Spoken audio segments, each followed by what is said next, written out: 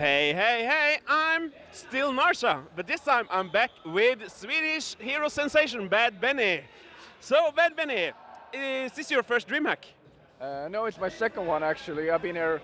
I've never been here like playing at Dreamhack, but I've been here visiting once before. But this is the first time I'm watching Heroes. So, BadBenny here plays for Expert, one of the most promising teams in the European HEC here. So, are you coming to Dreamhack next year? Hopefully, as a player, then yeah, that's the plan, I guess. But before that, there is BlizzCon. The European HEC league, it does look more stacked than ever. There are so many good teams. Of course, there are the two top teams that are here today. We got Team Liquid that has always been stable. We got two new great open division teams coming in. Playing Ducks have gotten Eternal on their team now. And of course, you guys also get Artlon in. So, Atherian, sorry. So, how do you see the next season going? For us, it's gonna be like the most competitive one ever. I think the Fnatic Dignitas top two are pretty like set. I really doubt someone will contest them. Not even you guys? That's the plan, but I'm talking about the other teams.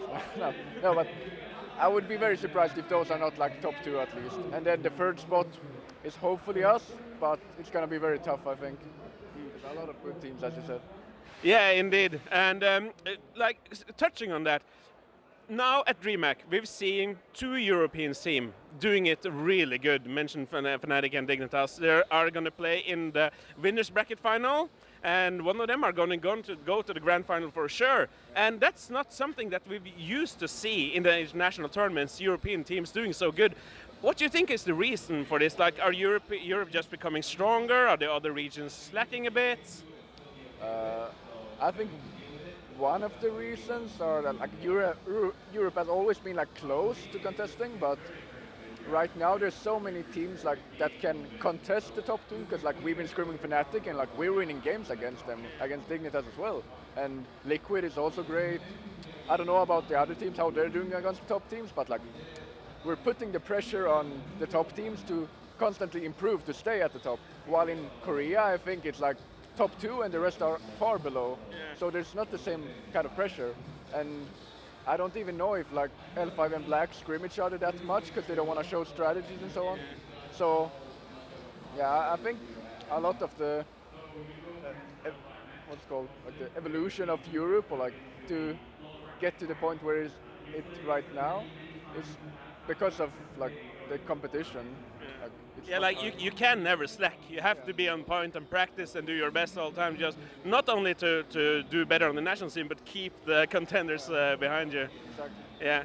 So the DreamHack, what do you think about how it works with the group play first and now the tournament? Like, is this a good setup for a Heroes tournament? I think it's a really good setup actually. I mean, it's hard to compare. Like, I can't really see like the advantages and disadvantages, but so far, having like the two groups of 6 teams and they all play each other is like super enjoyable to watch because you can like connect to teams way more than just having like a group stage where they eliminate each other. So I really like the format. So. Yeah, it's amazing for us viewers to get to see a lot of good games, and the best of 2 things also really works. We just saw MVP Black take out Roll20, NA's last hope. I know we like to have the NA LOL thing going on, but they have, like, Roll20 have been looking pretty good here in the tournament, taking 2 maps in total off of MVP Black, which is not a bad team. Yeah, how do you think they're doing?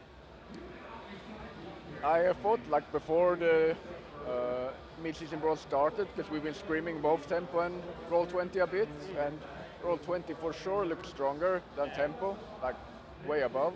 And yeah, I've also heard that from other European teams that screamed them while they've been here. Then Tempo didn't do too well against them, but Roll20 kind of showed up.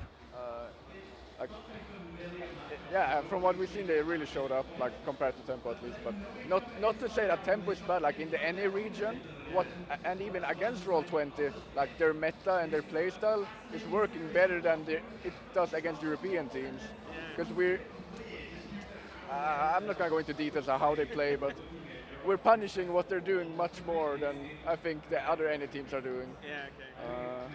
But about Roll 20, like it is a bit, as like the casters said, they said they are like a good team, like a god team or whatever when they get meta, but when they're not, they're just another NA team. And I kind of agree, like when they get their strong picks, they're scary, but if they don't get their like perfect draft or whatever, they're much easier to deal with.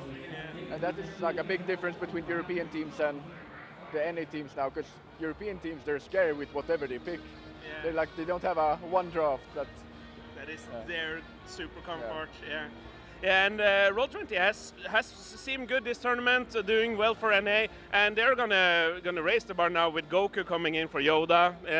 So yeah, we'll just have to see what they can show up with in the next international if they make it that far. But for now, it's Dreamhack. We don't have that many games yet. MVP Black just beat our Roll20. We saw L5 beat E-Star earlier today. So they are going to meet now in the losers bracket final. And Interesting. yeah, it is, isn't it? One Korean team is going home now. So who do you think will take it out of them?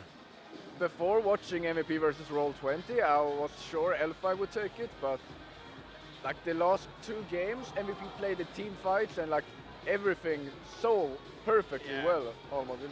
I was super surprised because they've been looking kind of sloppy. Yes, Earlier like in the indecisive, sloppy, making a lot of unusual mistakes, I would say, for a team of that caliber. Yeah, but in this game, in this set win against Roll20, we kind of saw the old MVP Black coming back and showing us how good buttons they have and the team fight strength.